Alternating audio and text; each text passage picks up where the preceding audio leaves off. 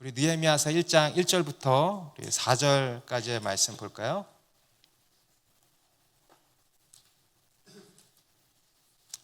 네, 1절부터 4절까지의 말씀을 우리가 합독하도록 하겠습니다. 시작. 하가랴의 아들 느헤미야의 말이라. 아닥사스다 왕 제20년 기슬루월에 내가 수상궁에 있는데 내 형제들 가운데 하나인 하나니가 두어 사람과 함께 유다에서 내게 이르렀기로 내가 그 사로잡힘을 면하고 남아있는 유다와 예루살렘 사람들의 형편을 물은즉 그들이 내게 이르되 사로잡힘을 면하고 남아있는 자들이 다 거기에서 큰 환난을 당하고 능욕을 받으며 예루살렘 성은 허물어지고 성문들은 불탔다 하는지라. 내가 이 말을 듣고 앉아서 울고 수일 동안 슬퍼하며 하늘의 하나님 앞에 금식하며 기도하여. 아멘. 네, 오래전에 제가 이렇게 차를 타고 가다가 극동방송에서 어떤 한 목사님의 간증을 들은 적이 있는데요. 여러분들도 들으면 다 아시는 그런 우리나라의 한국교회에 상당한 영향력을 끼치고 계시는 그런 분이십니다. 그런데 그분이 자신의 인생길을 걸어옴에 있어서 아주 결정적인 역할을 한 가지 질문이 있었다고 하면서 이야기를 하시는데요. 바로 당신의 인생의 목적은 무엇인가? 당신의 인생의 목적은 무엇입니까? 라고 하는 질문이었다고 합니다. 이분이 대학 때 처음 예수 그리스도를 믿으시게 됐는데 대학 캠퍼스에서 어떤 한 여학생이 자기에게 찾아오더니 자기에게 이런 질문을 던지더래요. 형제님의 인생의 목적은 무엇입니까? 라는 질문을 던졌다고 합니다. 그리고 그 질문에 낚여가지고 그 길로 끌려 들어간 것이 CCC라고 하는 선교단체 동아리방에 끌려가서 예수님을 믿게 되었다고 합니다. 당신의 인생의 목적은 무엇인가요? 이 한 질문이 그분을 예수님께로 이끌었고요. 또 그분의 인생의 아주 중요한 터닝 포인트들이 한 두세 서너 가지가 있었는데 그 터닝 포인트 때마다 하나님께서 그 질문 앞에 세우셨다고 합니다. 내 인생의 목적은 무엇인가? 그리고 그 질문에 이끌려서 목회자가 되고 지금의 순간까지 오게 되었다라는 이야기를 하신 걸 들은 적이 있습니다. 이것은 비단 그분만의 이야기가 아닐 것입니다. 이것은 우리 모든 인간에게 던져지는 또 던져져야 하는 오늘 지금 이 자리에 있는 우리 모두에게 던져져야 하는 우리 인생의 매우 중요한 질문입니다. 어느 한 번만이 아니고 우리 인생의 어떤 중요한 결정의 순간마다, 아니 매일의 삶 속에서 던져져야 할 아주 중요한 질문인 것입니다. 내 인생의 목적은 무엇인가? 우리가 인생의 중요한 순간마다 그리고 매일의 삶 속에서 이 질문 앞에 서고 또 이 질문에 충실히 답변해 나가는 인생이라고 한다면 그것이야말로 성공한 인생이라고 하지 않겠습니까? 여러분의 인생의 목적은 무엇입니까? 지금 이 순간 여러분의 인생의 목적은 무엇입니까? 지금 여러분들이 하고 있는 또는 하려고 하는 그 일의 목적은 무엇입니까? 그 일을 왜 하려고 하십니까? 우리는 이 질문 앞에서 늘 답해야 할 것입니다. 나는 무엇을 위해 사는가? 나는 내 인생의 목적은 무엇인가? 이것을 가지고 우리는 또 다른 말로 비전이라고 하는 것입니다. 우리 인생에 있어서 이 비전은 너무도 중요합니다. 이 비전은 우리 인생의 생명과도 같은 것입니다. 우리 인생의 성공 여부는 이 비전에 달려 있다고 해도 과언이 아닐 것입니다. 제가 종종 집에서 저희 아들에게 이제 위인전기를 읽어줘요, 요새는. 그래서 막 그런 위인들의 막 관심이 많아가지고, 그런데 그 전기를 읽으면서 깨닫게 되는 것이 뭐냐면요, 공통점이 하나가 있는데 뭐냐 하면 그들에게는 다 위대한 꿈이 있었다라는 것입니다. 얼마 전에도 마리 퀴리 부인 아시죠? 이 마리 퀴리라는 분의 이야기, 또 아프리카의 성자라 불리우는 슈바이처의 이야기를 읽어주는데 읽다가 제가 은혜를 받았어요. 무엇에 감동이 되었는가 하면 바로 그들에게는 위대한 꿈이 있었다라는 것입니다. 이 퀴리 부인은요, 자기 조국 폴란드가 러시아의 식민지 가운데 있었는데 이 러시아로부터 해방이 되고 그것을 위해서 이 자기 조국을 빛내리라, 자기 조국을 빛내는 인생이 되리라고 하는 꿈이 있었던 것입니다. 이 슈바이처라는 분도요, 이 세상에 너무 불행한 사람들이 많다라는 것을 깨닫고 나만 행복하면 어떡하나, 그래서 가난한 사람들, 불행한 사람들에게 행복을 전해주는 인생이 되어야겠다라고 하는 꿈이 있었다라는 것입니다. 그리고 그 꿈을 가지고 살다 보니까 두 분 다 노벨상을 한두 차례 다 수상한 그런 위대한 인물들 아닙니까? 그들의 인생을 성공한 인생, 또 위대한 인생으로 만들어준 것은요, 다름 아닌 꿈이었습니다.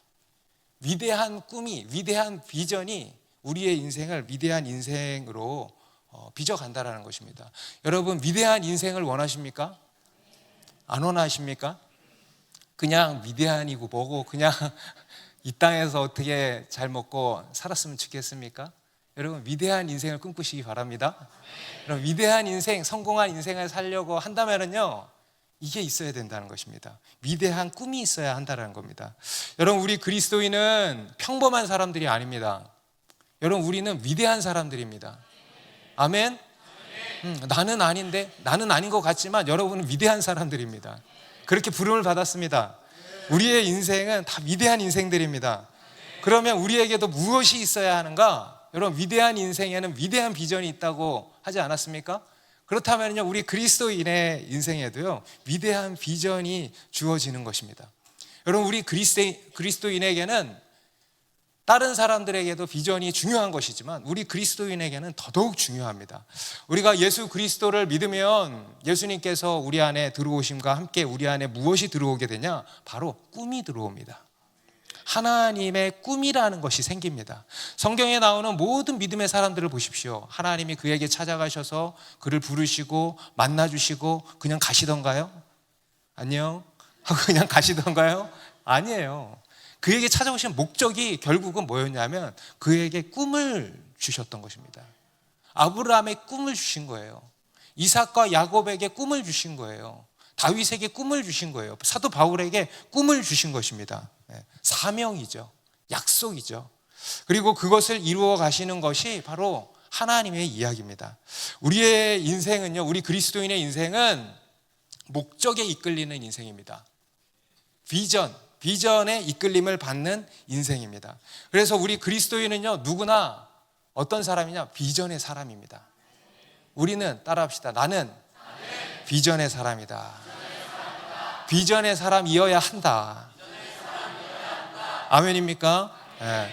오늘부터 우리가 살펴볼 이 느헤미야라는 인물도요, 또 한 명의 비전의 사람이었습니다. 그에게는 분명한 비전이 있었으니 어떤 비전이 있었는가? 바로 하나님의 나라라고 하는 꿈이 있었다라는 것입니다. 우리가 흔히 비전이라고 하면요, 한 가지 오해하는 것이 있는데, 우리에게는 비전이 없는 것도 문제지만 또 한 가지 문제가 뭐냐면 비전이 뭔지를 모른다라는 겁니다. 무슨 얘기냐면 어떤 직업을 비전이라고 생각한다는 거예요. 우리 아까 간증한 자매님도 그랬잖아요. 이 자매님이 꿈이 대학 교수예요. 그런데 대학 교수가 되는 게 비전이라고 생각을 했다는 거예요. 어떤 직업이 비전이라고 생각을 한다라는 것입니다. 많은 사람들이 그렇죠. 그래서 내가 무슨 교수가 되겠다, 또는 교사가 되겠다, 또는 뭐 법조인이 되겠다, 뭐 의사가 되겠다, 사업가가 되겠다, 예술가가 되겠다, 운동선수가 되겠다, 목사가 되겠다, 선교사가 되겠다, 유튜버가 되겠다. 지금 다 유튜버가 되겠다 하지 않습니까? 심지어는 아주 또 현실적인 아주 그런 사람은 건물주가 되겠다. 이러한 직업을 비전이라고 생각한다라는 겁니다. 그런데 여러분, 그것은 진정한 비전이 아니라는 겁니다. 그거는요, 비전을 이루기 위한 수단인 거예요. 그것은 비전이 아니고 비전을 이루기 위한 수단인 거예요. 진정한 비전은 그런 게 아닙니다. 진짜 비전은 뭐냐 하면, 그래서 어떻게 할 거냐, 그래서 뭘 할 거냐, 그 일을 왜 할 거냐, 왜 이 이유, 목적. 여러분, 비전은 목적에 대한 것입니다. 여러분, 우리의 문제는 수단의 목적화라고 하지 않았습니까? 여러분, 우리의 문제는요, 수단이 목적이 되고 목적이 수단으로 전락되는 것이 우리의 문제라 그랬습니다. 우리가 흔히 비전이라고 생각하는 직업들은 모두 수단에 불과한 것입니다. 그것은 비전이 아닙니다. 퀴리 부인도 과학자인데 과학자가 그의 비전이 아니었어요. 그의 비전은 자기 조국을 빛내는 거, 그러한 자기 조국을 빛내는 인생이 되는 거, 그게 비전이었어요. 슈바이처도 의사가 비전이 아니었어요. 다른 사람들에게 행복을 가져다 줄 수 있는 게 비전이었습니다. 그러다가 찾은 게 과학자고 의사였던 것입니다. 나라를 구하는 게 그의 비전이었던 것입니다. 가난한 사람을 도와주고 그들에게 행복을 가져다 주고자 한 것이 비전이었던 것입니다. 여러분, 이게 진짜 비전이라고 하는 것입니다. 그리고 그 비전이 그들의 인생을 위대하게 만들어 주었던 것이죠. 그러면 우리 그리스도인의 비전은 그럼 무엇인가? 아까도 말씀드렸지만 여러분, 우리 그리스도인의 비전은 무엇이어야 할까요? 하나님의 나라입니다. 따라해보세요. 하나님의 나라. 오늘 이 느헤미야도 마찬가지였습니다. 그는 비전의 사람이었는데요, 그의 비전은 어떤 것이었는가? 바로 이스라엘의 회복과 부흥이 그의 비전이었습니다. 이스라엘, 예루살렘의 회복과 부흥, 곧 하나님의 나라, 하나님의 나라가 그의 비전이었던 겁니다. 여러분, 우리 그리스도인의 비전은 뭐라고요? 우리의 공통 분모는 하나님의 나라입니다. 우리 좌우에 계신 분들에게 이렇게 물어보세요. 당신의 비전은 무엇입니까? 답해 보세요. 하나님의 나라입니다. 하나님의 나라입니다. 하나님의 나라입니다. 아멘. 우리 오늘 본문 1절부터 좀 자세히 보면요, 1절 다시 한번 같이 읽어볼까요? 시작.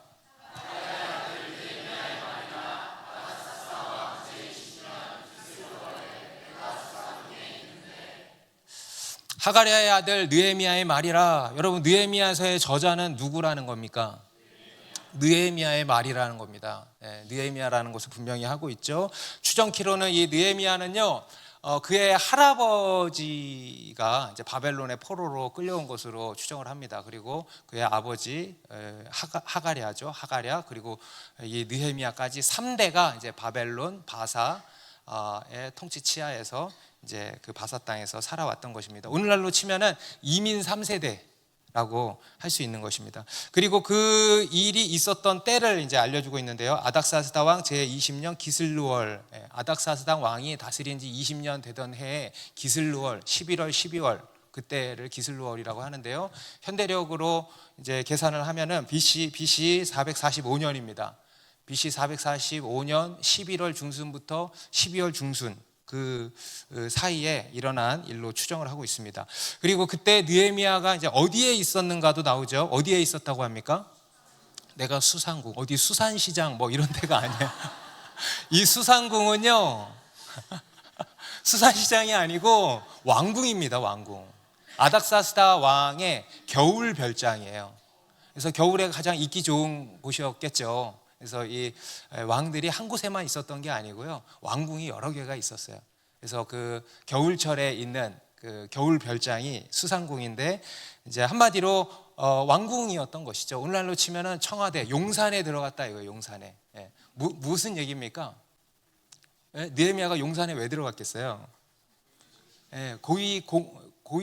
공직을 이제 맡고 있었다라는 것을 보여주는 것이죠. 오늘 본문 마지막에 보니까요, 오늘 본문 뒤에 1장 마지막 11절에 보니까 그 마지막에 더 자세히 언급이 되어 있죠. 그때 내가 뭐래요?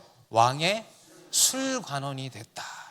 여러분, 여기서 술관원은요, 단순히 그냥 술 따르는 이런 사람이 아니에요.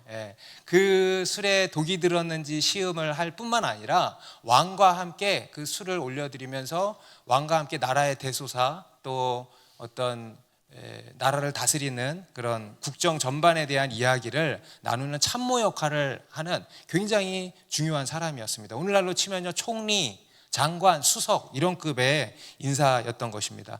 굉장히 고위직이었던 거죠. 그렇기 때문에 그 자리는 아무나 앉히질 않아요.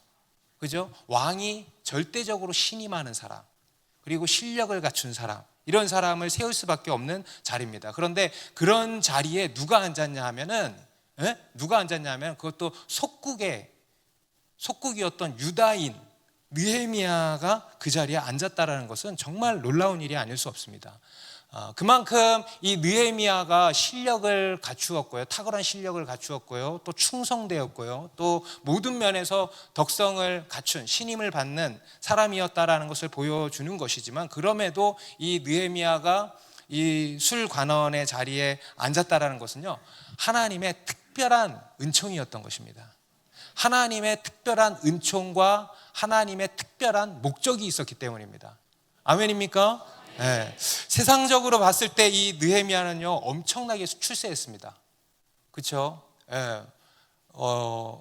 물론 식민지하에 있지만 그 개인의 인생으로 봤을 때는요, 굉장히 출세한 거 아닙니까? 그의 인생은 결코 나쁘지 않았을 겁니다. 나쁘지 않았으면 이대로 가면 너무 좋겠다. 우리 같으면 그런 생각을 했을 겁니다. 상당한 힘과 권력을 가졌을 것이고요, 호의호식하면서 살 수 있었을 것입니다. 그런데 이 느헤미야는 좋았냐, 수상궁에서 좋았냐? 그렇지 않았다라는 겁니다. 그는 결코 좋을 수가 없었습니다.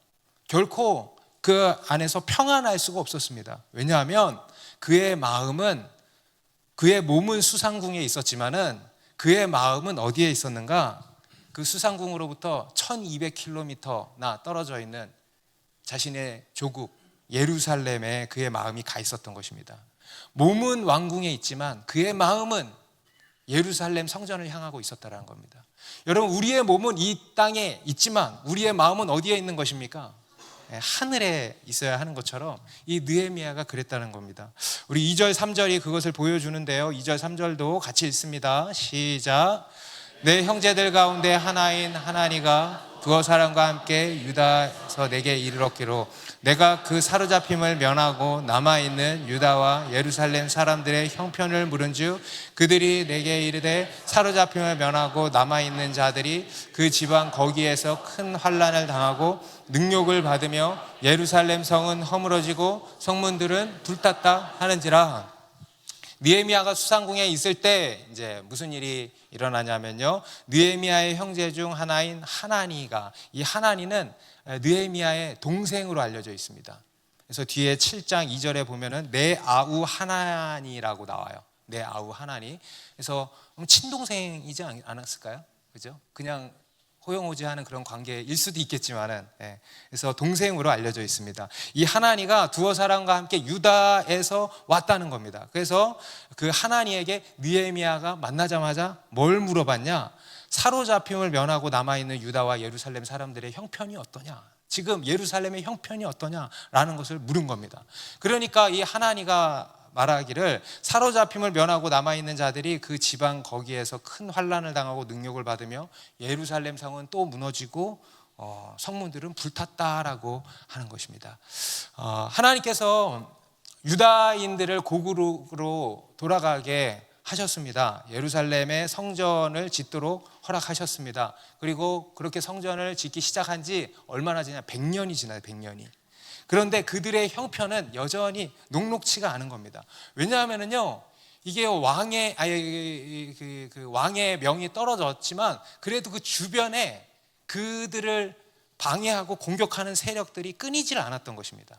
그래서 이 성전을 지을 때도요, 굉장히 고전하고요, 또 성벽을 짓는 일은 결코 쉽지가 않았던 것입니다. 그래서 지으면 무너지고 모함당하고, 그래서 공사가 멈추고, 우리가 이제 느헤미야서에서도 뒤에서 살펴보겠지만은 그 앞에서 이렇게 엎치락 뒤치락 계속 해왔던 것입니다. 그러다가 또 성은 또 허물어지고 성문들은 불탔고, 백성들은 완전히 망연자실해 있다라는 것이죠. 큰 환난을 당하고 능욕을 받으면서 살아가고 있다는 거예요. 이게 지금 예루살렘의 형편이 지금 그렇다라는 것입니다. 그래서 그 소식을 들은 느헤미야가 어땠을까요? 우리 4절에 보니까 4절도 같이 읽습니다. 시작. 내가 이 말을 듣고 앉아서 울고 수일 동안 슬퍼하며 하늘의 하나님 앞에 금식하며 기도하여. 느헤미야는 그 소식을 듣고 어떻게 했대요? 큰 낙심과 슬픔에 빠졌다라는 것입니다. 하염없이 울며 슬퍼하기만 했다라는 것입니다. 여러분, 이것은 느헤미야의 마음이 어디에 있었는가를 보여주는 겁니다. 바로 예루살렘을 향해 있었다라는 거예요. 그는 몸은 수산궁에 있었지만은 그의 마음은 예루살렘을 향해 있었다라는 겁니다. 여러분, 예루살렘이 무엇을 의미한다 그랬습니까? 예루살렘은 하나님의 나라의 예표입니다. 그의 마음은, 그의 주된 관심사는 어디에 있었나? 하나님의 나라에 여전히 있었다라는 겁니다.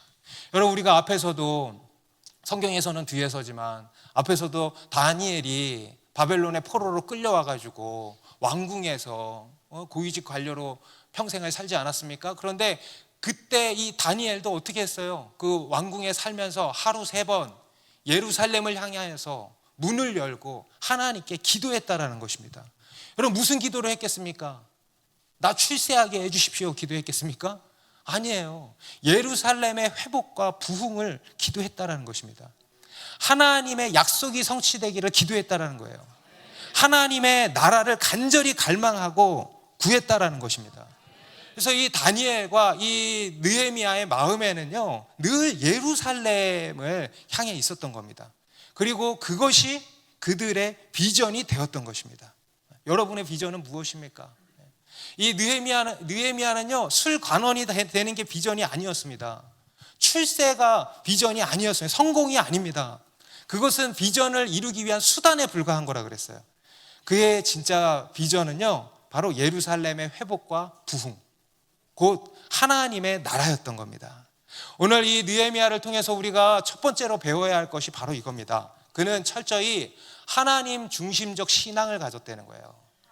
따라해보세요. 하나님 중심적 신앙. 우리가 비전의 사람이 되려고 한다면요, 첫 번째로 이걸 가져야 됩니다. 하나님 중심적 신앙을 가져야 됩니다. 사실 여러분, 우리의 신앙은 무엇입니까? 하나님 중심적인 게 우리의 신앙 아닙니까? 그죠? 신앙은 본래 하나님 중심적인 것입니다.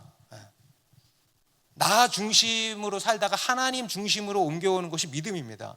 그런데요, 많은 경우 우리가 말로는 믿음이라고 하면서 여전히 자기 중심성에 빠져 있기에 이런 말이 나오는 거예요. 자기 중심적 믿음, 하나님 중심적 믿음. 원래 자기 중심적 믿음 이런 거는 없어요. 모든 신앙은 다 하나님 중심적인 겁니다. 그게 참 신앙입니다. 그래서 하나님 중심적 신앙이라는 말밖에 없습니다. 그런데 여전히 죄인된 우리이기에, 우리의 그 끊임없는 죄성으로 인해서 우리가 여전히 자기 중심적 신앙을 가지고 있는 거죠. 지독한 자기 중심성에 우리가 사로잡혀 있는 겁니다. 그래서 자기 중심적 신앙, 하나님 중심적 신앙, 이런 말들이 나오는 겁니다. 그래서 우리 그리스도인은 끊임없이 자기 중심을 벗어나서 하나님 중심적 신앙으로 옮겨가야 한다. 부단히 애써야 한다라고 하는 것입니다. 여러분, 우리에게는요, 하나님 중심적 신앙이 있어야 됩니다. 예수님께서도 자기를 따르려는 제자들에게 요구하신 것이 뭐냐? 자기를 부인하라는 거예요. 자기를 부인하고 자기 십자가를 지고 나를 따르라고 하셨어요. 자기를 부인하고 뭡니까?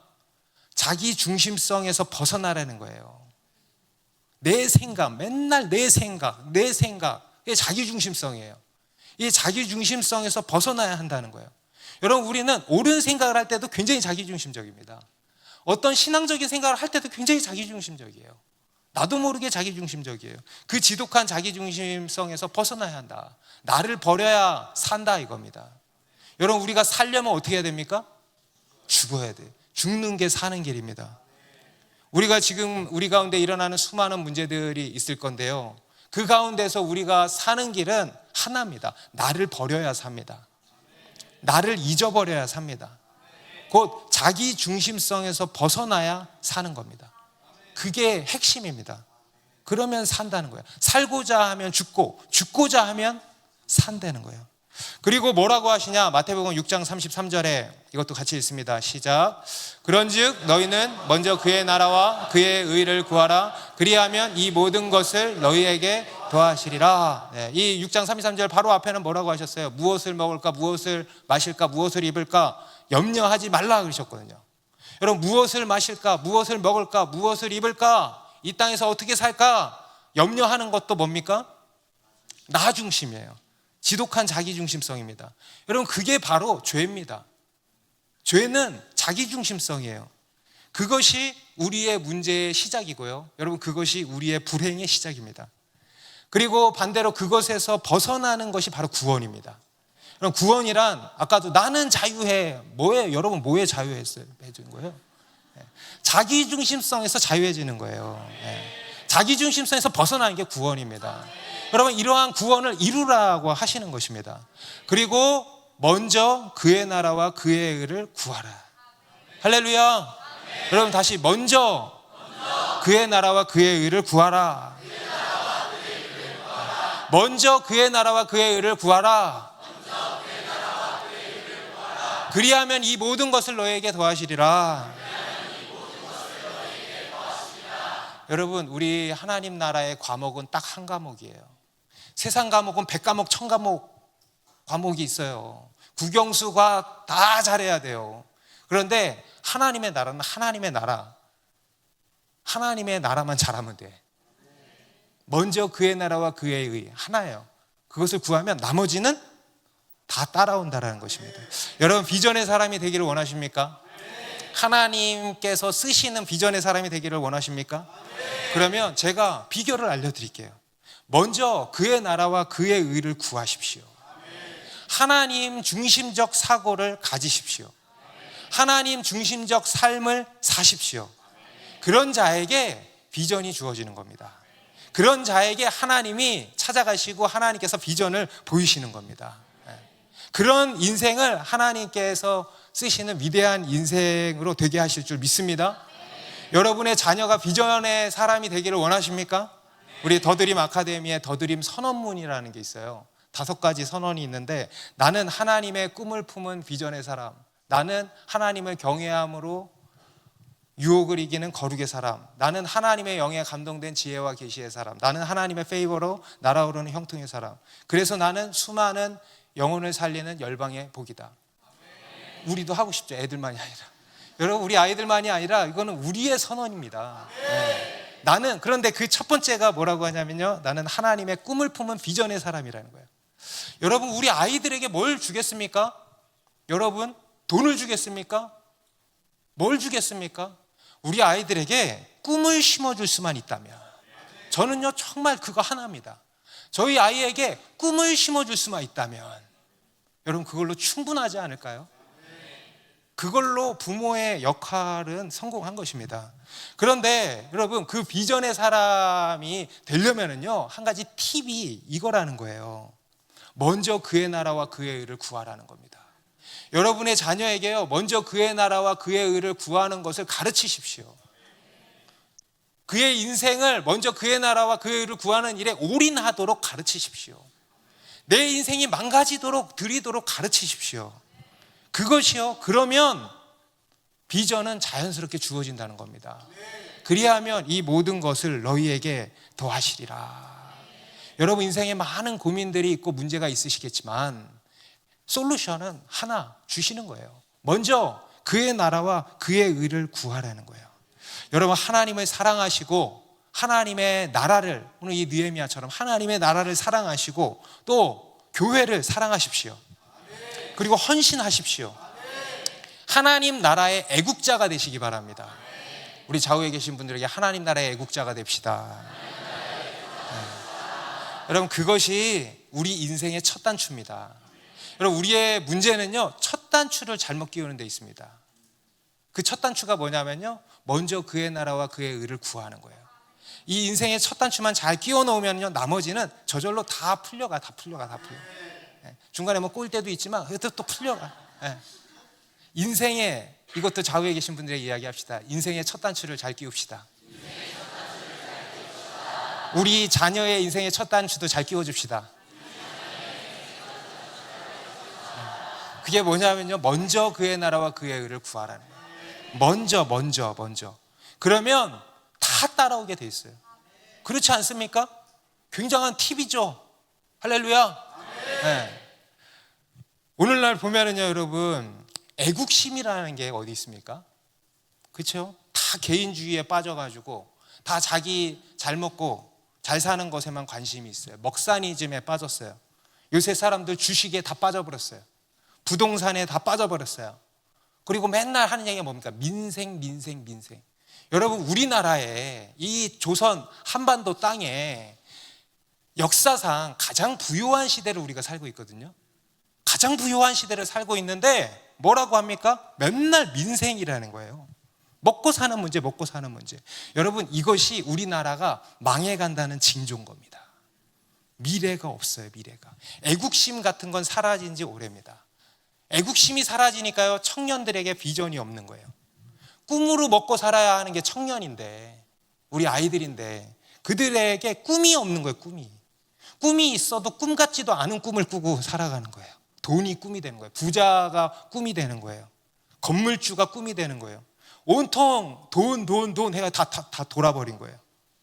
진정한 꿈이 없어요. 여러분, 꿈이 없는 백성은 망한다고 성경에 분명히 말씀합니다. 묵시가 없으면 백성이 방자히 행한다 그랬어요. 거기서 묵시는요, 킹제임스 버전에 비전이라고 나와요. 맞는 말 아닙니까? 맞는 말. 네.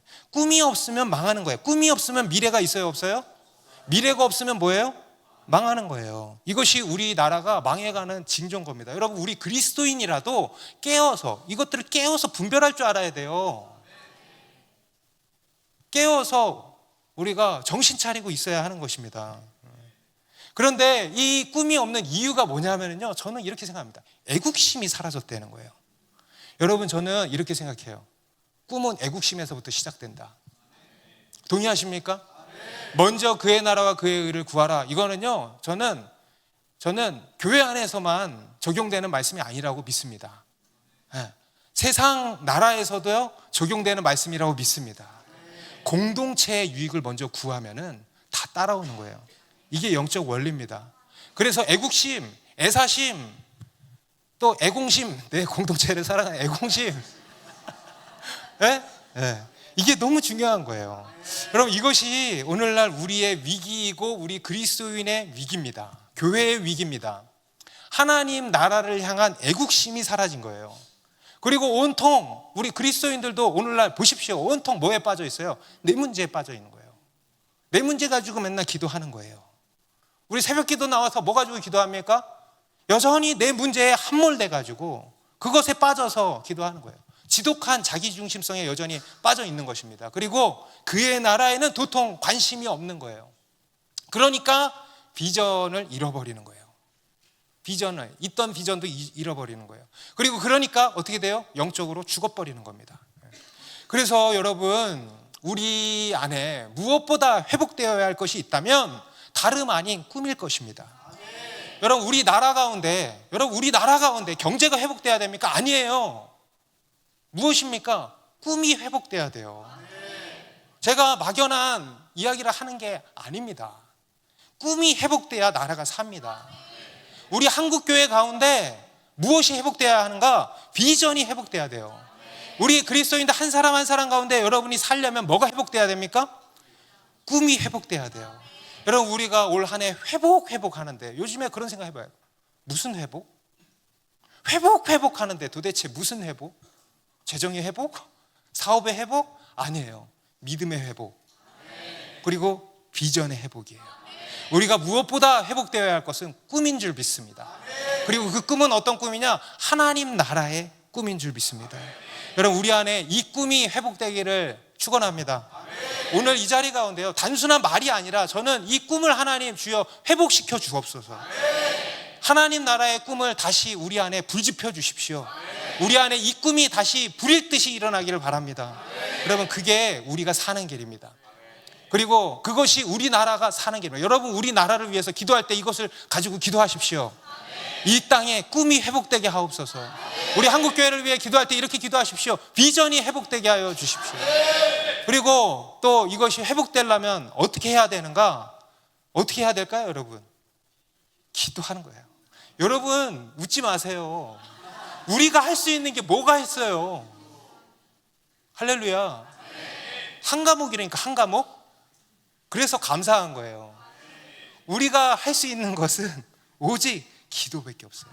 그리고 기도는 굉장히 큰 거예요. 기도하면 되는 거예요. 네. 여러분, 어떤 사람에게 꿈이 생길까요? 어떤 사람이 비전을 품겠습니까?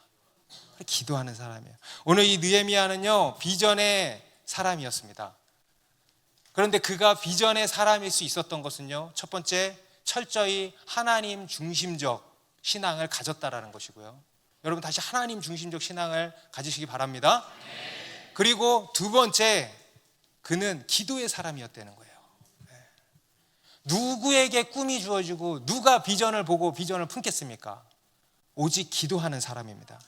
오늘 이 느헤미야가 예루살렘의 소식을 듣고 아까 4절에서 심히 슬퍼했다 그랬습니다. 그런데요, 이 느헤미야는요, 그냥 슬퍼하지만 않았어요. 여러분 슬픈 일이 있으십니까? 낙심되는 일이 있으십니까? 그렇다면요, 마냥 낙심하지만 마십시오. 마냥 슬퍼하지만 마십시오. 마냥 눈물 흘리지만 마십시오. 금식하며 기도하십시오. 우리 4절에 다시 보니까요, 내가 이 말을 듣고 앉아서 울고 수일 동안 슬퍼하며 하늘의 하나님 앞에 뭐 했대요? 그는 슬퍼하지만 않았대요. 여러분 우리 그리스도인은 낙심할 수 있습니다. 그런데 낙심하지만 않습니다. 슬퍼할 수 있습니다. 하지만 슬퍼하지만 않습니다. 우리는 뭐 할 수 있습니까? 기도할 수 있는 거예요. 금식하며 기도할 수 있는 거예요. 이 느헤미야는 비전의 사람이면서 동시에 어떤 사람이냐? 기도의 사람이었다. 느헤미야는 여러분 지금만 기도한 거 아니에요. 그는 평소에 다니엘처럼 기도하는 습관이 있었습니다. 그래서 매일 예루살렘의 회복과 부흥을 매일매일 기도해왔을 것입니다. 그 비전을 품고 기도했습니다.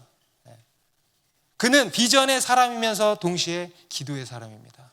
여러분 그거 아십니까? 비전의 사람은 기도합니다. 비전의 사람은 기도합니다. 비전의 사람은 기도의 사람입니다. 왜냐하면 하나님의 비전은 기도하는 사람에게 주어지기 때문입니다.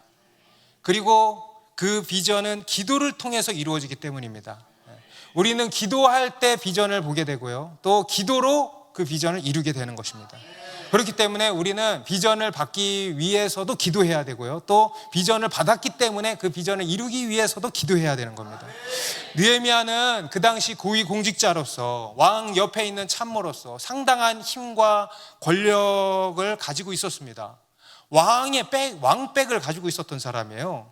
그래서 이 일에 있어서도 그가 할 수 있는 일이 많았겠어요, 없었겠어요? 많았어요. 그가 이래저래 머리 굴려가지고 이런저런 일들을 계획할 수 있었습니다. 그런데 그렇게 하지 않았다는 거예요. 할렐루야. 기도했다라는 것입니다. 이게 느헤미야였습니다. 느헤미야는요, 비전의 사람이면서 동시에 기도의 사람이었습니다. 꿈만 꾸지 않았어요. 여러분 꿈만 꾸지 않게 되길 바랍니다. 꿈을 꿔서 기도하시기 바랍니다. 왜냐하면 하나님의 일은 오직 기도로 이루어지기 때문입니다. 여러분 하나님의 일은요, 잘 들으십시오, 우리의 어떤 힘과 어떤 능력으로 절대 되지 않습니다. 실제로 보면은요, 오히려 그렇게 했다가 오히려 꼬이는 일, 그 뭐죠? 믿는 도끼에 발등시킨다.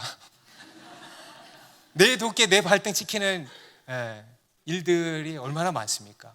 하나님의 일은 그렇게 이루어지는 것이 아니기 때문입니다. 하나님의 일은 오직 하나님의 능력으로만, 또 오직 하나님의 방법으로만 가능한 것입니다.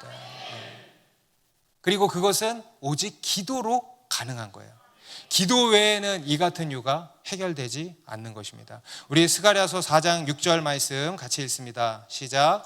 그가 내게 대답하여 이르되 여호와께서 스룹바벨에게 하신 말씀이 이러하니라. 만군의 여호와께서 말씀하시되 이는 힘으로 되지 아니하며 능력으로 되지 아니하고 오직 나의 영으로 되니라. 이 스룹바벨도 성전을 지을 때 하나님이 스가랴 선지자를 통해서 이런 말씀을 하신 거예요. 이는 힘으로 되지 아니하며 능력으로 되지 아니하고 오직 나의 영으로 되느니라. 이것은 네 리더십으로 되는 게 아니다. 네 어떤 힘과 능력, 지혜로 되는 것이 아니고 오직 하나님의 영으로만 가능하다. 여러분 하나님의 영으로 되는 게 있습니다. 이게 무슨 말인지 이해되십니까? 하나님의 영으로만 가능하다는 거예요. 그렇기 때문에 우리가 할 일은 뭐다? 오직 기도라는 거예요. 기도로만 가능한 것입니다. 곧 기도보다 앞서지 말라는 거예요. 오늘 이 느헤미야는요, 여러분 대단한 거예요. 자신의 힘과 우리는 이것저것이 없을 때 당연히 기도하잖아요. 그런데 이 느헤미야는 이것저것이 있을 때 기도했어요. 기도보다 앞서지 않았다라는 겁니다. 여러분, 어떤 문제 앞에서 또 어떤 일 앞에서 먼저 기도하십시오. 기도보다 앞서지 마십시오. 기도보다 앞서려는 유혹을 이기셔야 합니다. 기도보다 앞서게 만드는 내 안의 조급함을 이기셔야 합니다. 그럼 마귀는 조급함으로 우리를 몰아간다라는 것을 기억하고 조급함을 이기고 기도의 자리로 나아가시기 바랍니다. 그러면 승리의 길로 접어들게 될 것입니다. 우리 지난주 매일 성경 큐티 본문에도 요시야 왕의 이야기가 나오지 않았습니까? 역대하 34장 35장에 보면은 이 요시야 왕의 이야기가 나오는데 너무 괜찮은 왕이죠. 너무 훌륭한 왕입니다. 우상 숭배를 뿌리 뽑고요, 성전을 정결하게 하고요, 그 과정에서 율법책을 발견하게 되죠. 그리고 그 율법책을 가지고 백성들에게 가르치고 백성들로 하여금 그것을 따르게 했습니다. 그리고 더 나아가서 오랫동안 끊어져 왔던 유월절까지 지켰어요.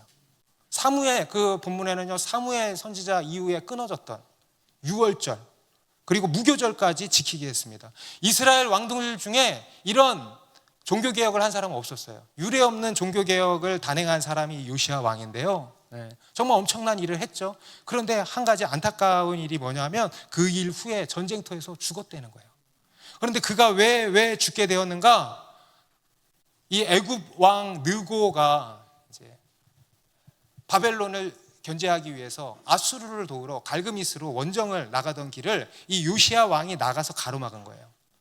그냥 그게 당연한 일이라고 생각을 이제 한 것입니다. 그래서 나가서 맞선 겁니다. 그러니까 느고가 너랑 싸운 거 아니니까 좋은 말 할 때 비켜라. 하나님이 명하셔서 내가 가는 길이니 비켜라 했는데 이 요시야 왕이 비키지를 않은 거예요. 그리고는 싸우다가 화살에 맞고 전쟁터에서 죽게 된 것입니다. 한 번의 잘못된 선택이죠. 그리고 한 번의 잘못된 선택으로 생애를 마감하게 된 것입니다. 그런데 그것도 무엇이 잘못이었는가? 바로 앞선 거예요. 뭐보다? 기도보다 그의 감정이, 기도보다 그의 생각이, 기도보다 그의 열정이 앞선 거예요. 기도보다 앞선 거예요. 그래서 하나님의 뜻을 분별하지 못하고 잘못된 선택을 하고 비참한 말로를 당하게 된 것입니다. 기도보다 앞선 것입니다. 우리 지난주에도 그런 말씀 드렸습니다. 우리가 어떤 중요한 일로 인하여서 기도를 놓치고 있다면 내 삶이 아주 잘못된 길로 들어서기 시작한 위험한 신호라 그랬어요. 그래서 다시 기도의 자리로 돌아와야 한다 그랬어요. 여러분 돌아오셨습니까? 오늘 또 한 번 말씀드립니다. 기도보다 앞서지 마십시오. 무엇보다 먼저 기도하십시오. 한번 나 스스로에게 한번 이렇게 이야기를 해주십시오. 기도보다 앞서지 말자. 아무리 바빠도 기도하자. 급할수록 더 기도하자. 여러분, 기도보다 앞서지 말아야 하는 겁니다. 그러면 실패하지 않을 것입니다. 오늘 이 느헤미야는 비전의 사람이면서 동시에 기도의 사람이었습니다. 비전의 사람은 기도합니다. 비전의 사람은 곧 기도의 사람입니다. 우리는 기도할 때 하나님의 비전을 보게 되고요, 또 그 비전을 이루는 방법도 기도입니다. 그래서 우리는 무엇보다 기도해야 합니다. 오늘 이 느헤미야서는 무엇으로 시작하는지 보시죠. 느헤미야의 기도로 시작되고 있다는 것은요, 우리에게 시사하는 바가 굉장히 큰 것입니다. 여러분, 느헤미야가 위대한 믿음의 사람이 될 수 있었던 것은요, 그가 위대한 비전의 사람이었고, 두 번째로 그가 위대한 기도의 사람이었다는 것을 보여주는 것입니다. 여러분, 위대한 믿음의 사람은 위대한 비전을 품고요, 두 번째로 위대한 기도를 합니다. 위대한 믿음의 사람은요, 기도가 다릅니다. 스케일이 다릅니다. 위대한 기도의 사람들이라는 겁니다.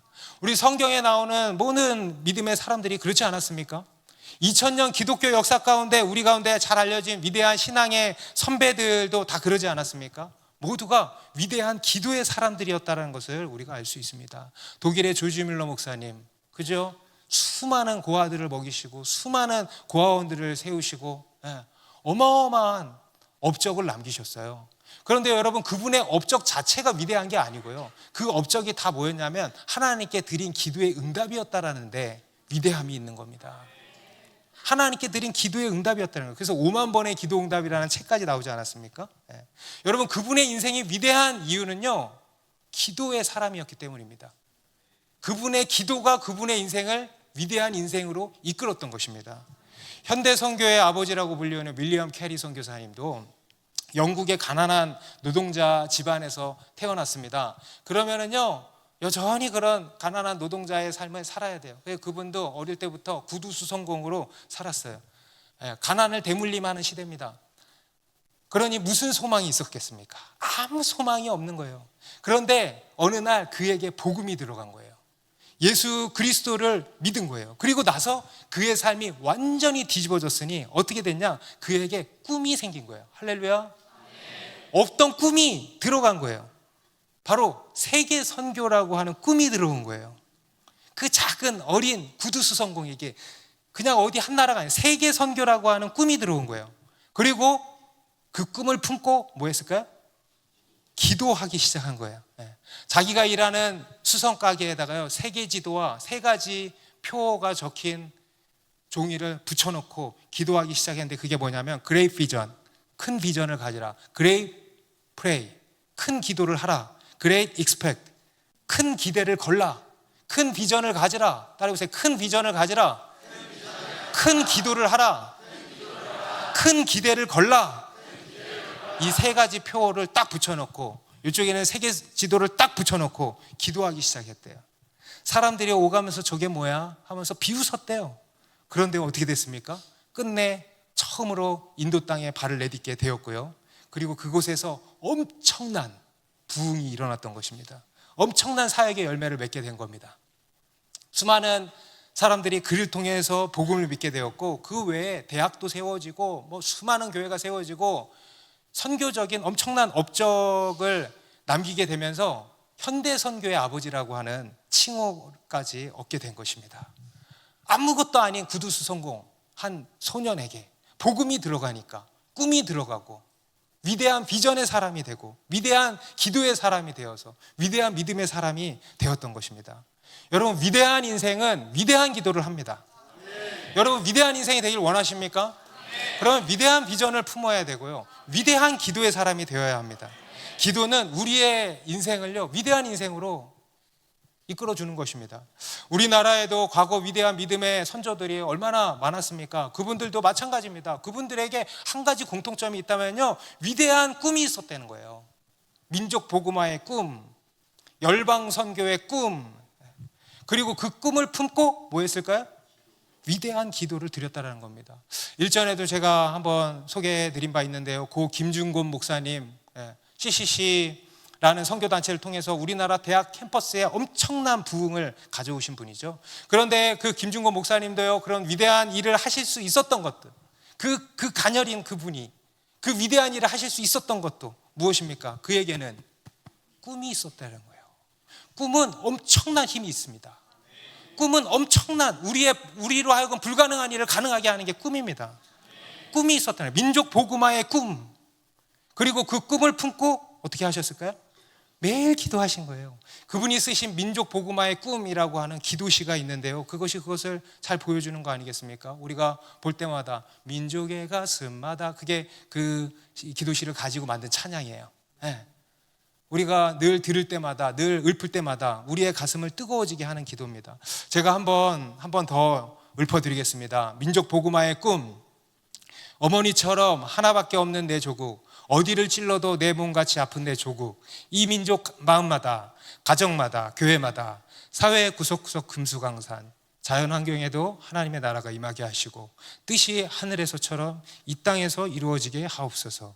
이 땅에 태어나는 어린이마다 어머니의 신앙의 탯줄, 기도의 젖줄, 말씀의 핏줄에서 자라게 하시고 집집마다 이 집의 주인은 예수님이라고 고백하게 하시고 기업주들은 이 회사의 사장은 예수님이고 나는 관리인이라고 고백하는 민족, 두레마을 우물가의 여인들의 입에서도, 공장의 직공들, 바다의 선원들의 입에서도 찬송이 터져나오게 하시고 각급 학교 교실에서 성경이 필수 과목처럼 배워지고 국회나 각의가 모일 때도 주의 뜻이 먼저 물어지게 하시고 국제시장에서 한국제 물건들을 한국인의 신앙과 양심이 의뢰의 보증수표처럼 믿어지는 민족, 여호와를 자기 하나님으로 삼고 예수 그리스도를 주로 삼으며 신구약 성경을 신앙과 행위의 표준으로 삼는 민족, 민족의식과 예수의식이 하나 된 지상 최고의 민족. 할렐루야. 그리하여 우리 같이 했습니다. 수십만의 젊은이들이 예수의 꿈을 꾸고 인류 구원의 환상을 보며 한 손에는 복음을, 다른 한 손에는 사랑을 들고 지구촌 구석구석을 누비는 거룩한 민족이 되게 하옵소서. 여러분, 우리의 문제는요, 지금 우리의 현실이 이렇게 돌아가지 않는다는 것에 있지 않습니다. 우리의 문제는 뭐냐면 우리 마음속에서 이 꿈이 사라졌다는 게 문제예요. 이 꿈이 사라졌다는 게 문제예요. 우리가 무엇보다 회복해야 할 것이 있다면요, 이 꿈이 우리 안에 다시 생기기를 바라는 것입니다. 다시 이 꿈이 우리 안에서 불일 듯이 일어나기를 바라는 것입니다. 여러분, 인생의 목적이 있습니까? 잃어버렸다면 다시 찾으셔야 됩니다. 꿈이 없는 백성은 망한다 그랬습니다. 꿈이 없는 사람은 살아있다고 할 수가 없습니다. 꿈이 없는 사람은 불행할 수밖에 없는 것입니다. 우리가 살려면 꿈을 되찾아야 합니다. 이 나라가 살려면, 우리의 자녀들이 살려면 꿈을 찾아야 됩니다. 이 민족 복음화의 꿈, 열방 선교의 꿈, 믿음의 다음 세대를 세우리라고 하는 이 꿈, 여러분, 이 꿈이 있다면 우리는 살 겁니다. 이 꿈이 있다면 우리는 또한 행복한 사람이 되는 것입니다. 여러분, 이 꿈을 다시 한번 구하십시다. 이 꿈을 다시 한번 회복시켜 주시기를 구하십시다. 마른 뼈 같은 우리 가운데 주여 이 꿈을 주셔서 우리 안에 이 예수의 꿈이 불일 듯 일어나게 하여 주옵소서.